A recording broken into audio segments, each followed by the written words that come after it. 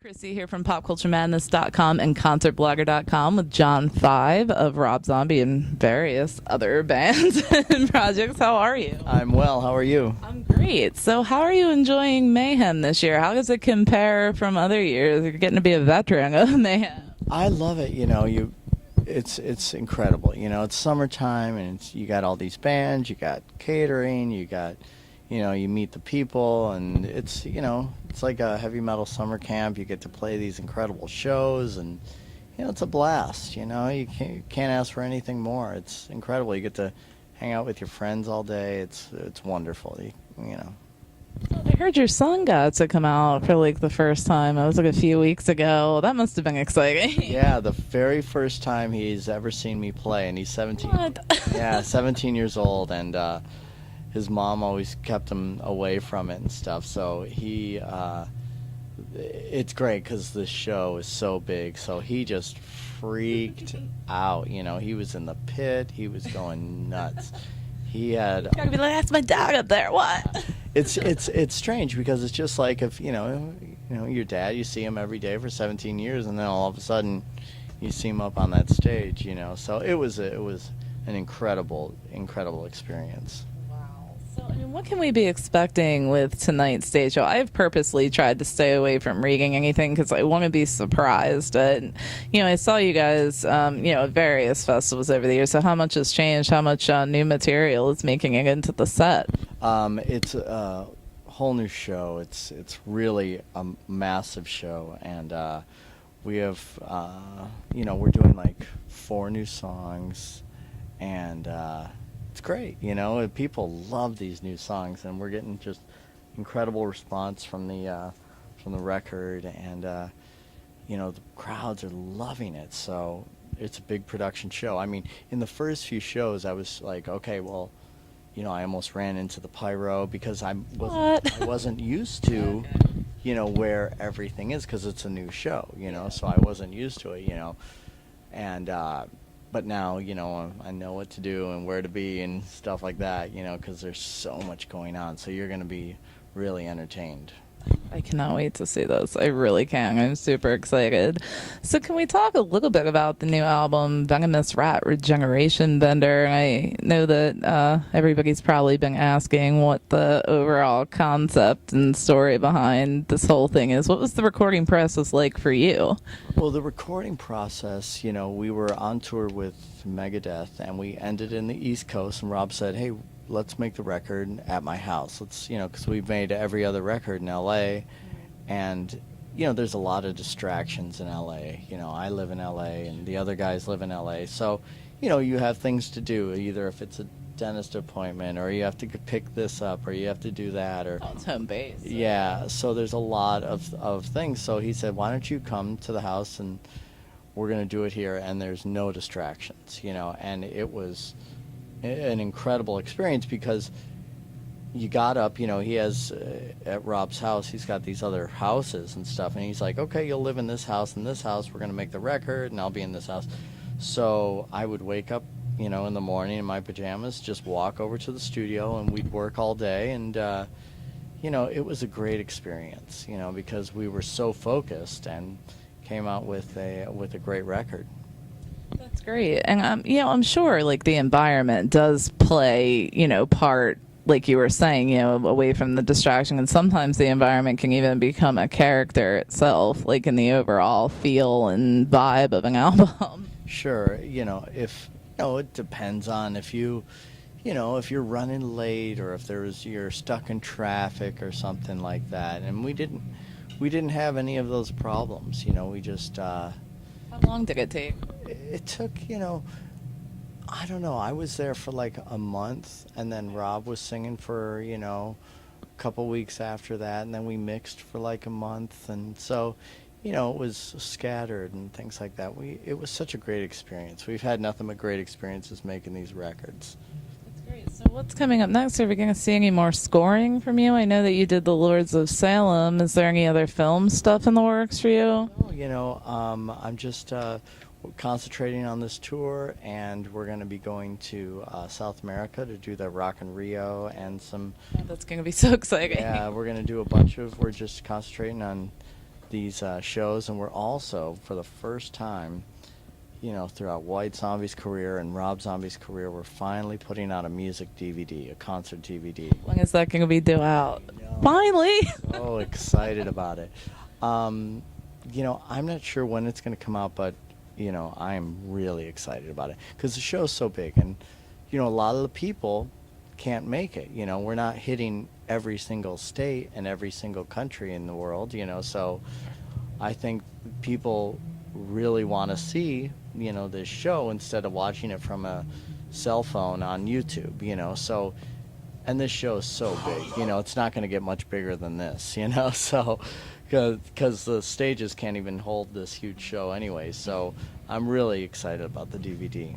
Great. Can I touch on something you mentioned, even about people watching these shows through cameras, phones, and things like that? What is that like for you? I mean, you've obviously witnessed this whole thing. I mean, people don't hold lighters in the air anymore; they hold phones up in the air, and I mean, you're staring out at a sea of phone screens. And what is that like? I don't know. It kind of irritates me. It's just thing, but it's funny because you pay money to come to a show, get parking, get in your seat, and then you're just staring. You're not even looking at us. You're just staring at a phone. So I don't really understand that. Yeah. Yeah. So I don't really understand that. If that's the case, just stay home. But it's technology and it's what people do. I guess they want to capture it and they want to be the ones putting it on YouTube, which is fine. So it's just how it is nowadays. And who knows, what it's going to be like, 10 years from now, what they're going to be holding up. Who knows? It's kind of scary to think about, but, it's fascinating, too, because I think that even the way that it's changed the industry and the uprise of social media, I'm sure that you've been witness to all that. What effect do you think that it's had? Well, I think it's had it definitely has its pros and cons, with, just think if you were a kid and you wanted to go to a certain concert and you're trying to imagine what it was like. Well, nowadays you can go and actually type in that, not even the band or the show, but the specific show that you were supposed to go to, and you can see that, which is pretty incredible. But on the bad side, of course, you have your stealing the music and things like that. So there's definitely good and bad with everything, and we'll see what happens in the future, what's going to happen, because it's kind of a mess right now. So we'll see what happens. Absolutely. I certainly hope for the best with all. I always tell people that say, that rock music is dying. I'm like, you have not come out to these festivals and seen these fans that are out, sweating it out in the heat. And, I mean, they love every minute of it. Yeah, they are out here at 1 o'clock, and they stay till 11 o'clock. And it's incredible in this heat. And, so rock is not dead. It's here at Mayhem. So I have to ask, what led to the decision to cover "We're an American Band" by Grand Funk Grower? Were there any other songs you were thinking about doing that? Well, I mean, it's just such a perfect song. It works. Yeah, it's incredible.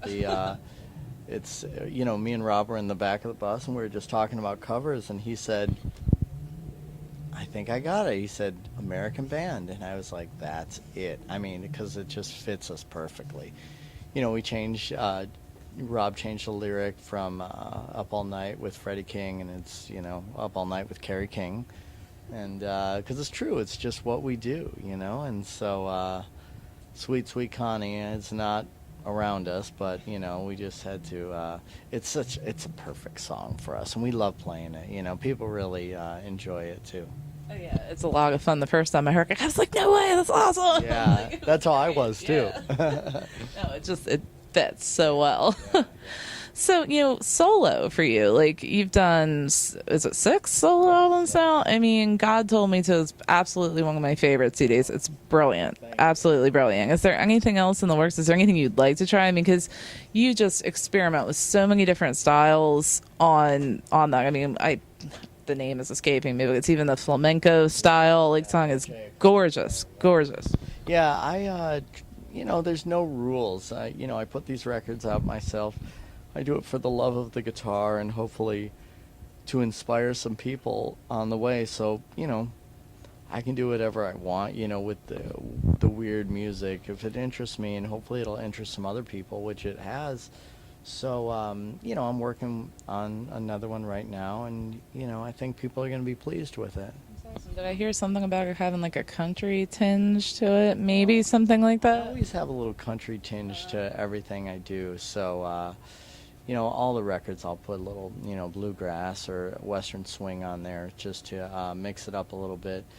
And people really enjoy it, people really like that stuff. So, yeah, this one, it's definitely going to be, people will enjoy it, hopefully. Absolutely. It was such a fun album to listen to from start to finish because you never quite knew what was coming next. And that was great. And that's refreshing because nobody wants to go, okay, yeah, it's just another like bit of the same thing. And that was awesome. Are you ever going to tour that? I don't know. It's like I'm, out touring here, and, there's so many hours in the day, Oh, absolutely. I know. And then it's kind of like, oh, I think I need a break now. So then you guys have that great, Rob's Great American Nightmare coming up too.